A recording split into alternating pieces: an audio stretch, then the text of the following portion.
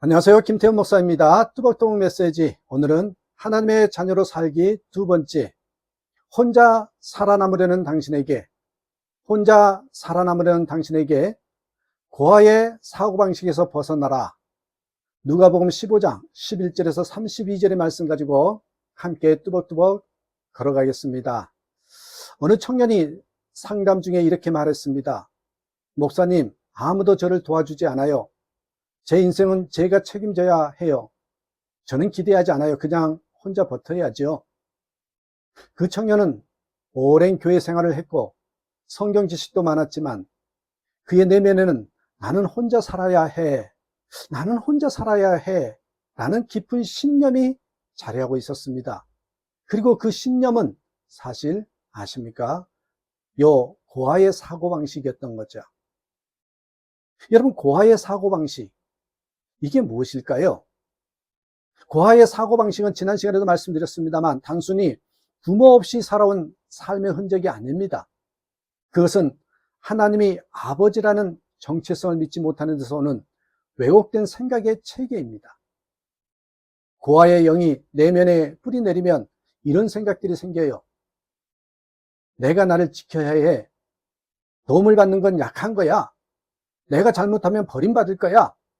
누구도 진짜로 나를 사랑하지 않아. 다 형식적이라고. 여러분, 이러한 사고방식은 우리 삶의 모든 영역에 영향을 미치죠. 특히 하나님과의 관계, 사람들과의 관계, 자아인식의 깊은 흔적을 남깁니다. 오늘 보면은 탕자의 비유에 대한 이야기잖아요. 탕자의 비유 속에 두 아들이 나옵니다. 누가복음 15장 보면 예수님이 하신 유명한 비유인데요. 이야기 속에 사실 두 명의 고아 같은 마음을 가진 아들이 나와요. 먼저 둘째 아들 보십시오. 집을 떠난 고아였습니다. 그는 아버지의 유산을 받아 먼 나라로 떠납니다. 세상에서 자기를 증명하려 했지만 실패하고 돼지우리에서 무너집니다. 그는 돌아올 때 이렇게 말합니다.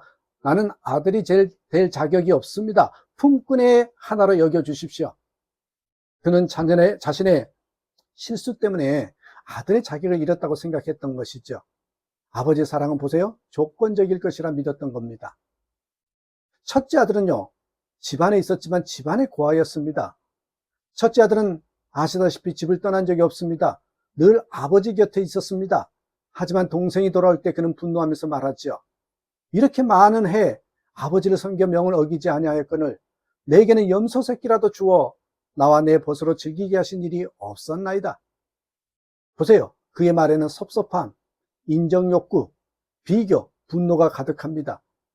그리고 아버지는 이렇게 말씀하십니다. 내 아들아, 너는 항상 나와 함께 있으니 내 것이 다 네 것이로되. 그는 집안에 있었지만 아버지의 마음을 몰랐습니다. 그 역시 고아처럼 생각하고 있었던 것이지요. 자, 여러분 보십시오. 이 고아의 사고방식과 아들의 사고방식은 달라요. 이 고아의 마음을 가진 사람은요, 언제나 사랑받기 위해 일합니다. 내가 이만큼 기도했으니까 하나님이 나를 도와주셔야 해. 내가 잘했으니까 인정받을 자격이 있어. 보세요. 모든 행동의 근거가 사랑받고자 하는 갈망과 두려움에서 나옵니다. 만약 실수하거나 기준을 만족하지 못하면 그 사랑은 사라질 수 있다고 생각합니다. 반면에 아들의 마음을 가진 사람은 이미 사랑받고 있다는 사실에서 출발합니다. 그래서 일합니다. 그래서 섬깁니다. 나는 이미 하나님의 자녀이기에 기도하고 예배하고 섬긴다. 사랑이 동기가 되고 사랑이 목적이 되는 삶입니다. 이 고아의 사고방식은 관계에서 늘 거리감을 유지하죠. 하나님 앞에서도 조심스럽고 무언가를 잘못하면 벌을 받을까 두렵습니다. 늘 혼자 감당해야 할 것 같은 부담을 안고 삽니다. 하지만 아들은 다릅니다.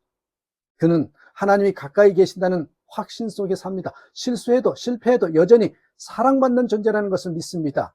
그 안에 있는 안정감은 경쟁이나 비교가 아닌 신뢰와 자유를 만들어냅니다. 이 차이는 단순히 성격 차이나 환경 차이가 아닙니다. 이건 아주 본질적인 복음의 핵심을 믿느냐 믿지 않느냐의 문제입니다. 내가 정말 하나님을 아버지로 믿고 있는가? 예수 그리스도를 통해서 나에게 주어진 아들의 자리를 받아들이고 있는가? 아니면 여전히 마음 한구석에 이렇게 말하고 있지는 않습니까? 나는 혼자 살아야 해. 나는 아직도 자격이 없고 언제든 버림받을 수 있어. 사랑하는 여러분, 오늘 이 시간 주님께서 물으십니다. 넌 내 아들이야, 내 딸이야. 그 사실을 믿겠니? 너는 내 아들이야, 내 딸이야. 그 사실을 믿느냐고. 여러분, 왜 혼자 살아야 한다라고 믿게 될까요? 이 사고방식은 대개 경험을 통해서 형성됩니다. 경험. 이 부모의 거절이나 학대, 교회 공동체에서의 실망, 사랑한다고 했던 사람의 배신, 실패 후에 받은 정죄와 수치, 이런 경험을 통해서 형성이 돼버리는 거죠. 이런 경험들이 쌓이면 마음이 점점 이렇게 변합니다. 다시는 상처받지 않으려면 혼자 살아야 해. 하지만 하나님은 오늘 우리에게 말씀하십니다. 너는 나의 아들이다. 너는 나의 딸이다. 나는 결코 너를 떠나지 않는다. 2차 대전 후에 한 구호단체가 전쟁 고아들을 모아서 보호소를 운영했습니다. 그런데 아이들이 잠을 잘못 자는 문제가 생겼습니다. 늘 불안해하면서 악몽을 꾸고 자꾸 깨어났습니다. 어느 날 한 심리학자가 아이들에게 빵 한 조각을 손에 쥐어주고 잠자리에 들게 했습니다. 그러자 놀랍게도 아이들이 안정감을 느끼고 잠들기 시작했습니다. 왜일까요? 아이들은 내일 먹을 것이 있다, 그 확신을 느껴야 안심할 수 있었기 때문입니다. 이처럼 고아의 사고방식은 내일이 불안한 마음입니다. 하지만 하나님의 자녀는 내일을 준비해 주신 아버지를 신뢰하면서 삽니다. 하나님은 우리를 향해서 초대하십니다. 나는 너를 종이 아니라 아들로 부른다. 너는 내 사랑받는 자녀다. 이 초대는 단지 교회 다니는 사람에게 주는 위로가 아닙니다. 복음의 진짜 목적은 우리가 천국행 티켓만 받는 게 아니라 지금 이 땅에서 아버지와 함께 사는 삶을 회복하는 것이지요. 어떠십니까? 저와 여러분은 어떤 사고방식으로 살아가고 있는지, 혹시 나는 혼자 살아야 해 라고 믿고 있지는 않는지, 하나님을 내 아버지로 진짜 신뢰하고 있는지요. 다시 한번 생각해 보십시오. 이렇게 한번 마무리 기도하십시다. 하나님 아버지, 나는 당신의 자녀입니다. 하지만 여전히 내 안에 고아 같은 마음이 있음을 고백합니다. 늘 비교하고 인정받으려 애쓰고 혼자 살아야 한다고 믿었던 내 사고방식을 내려놓습니다. 당신은 아버지시고 나는 그 아들임을 믿습니다. 내 마음에 당신의 사랑을 부어주셔서 고아의 생각이 떠나가고 아들의 마음이 자리 잡게 해주세요.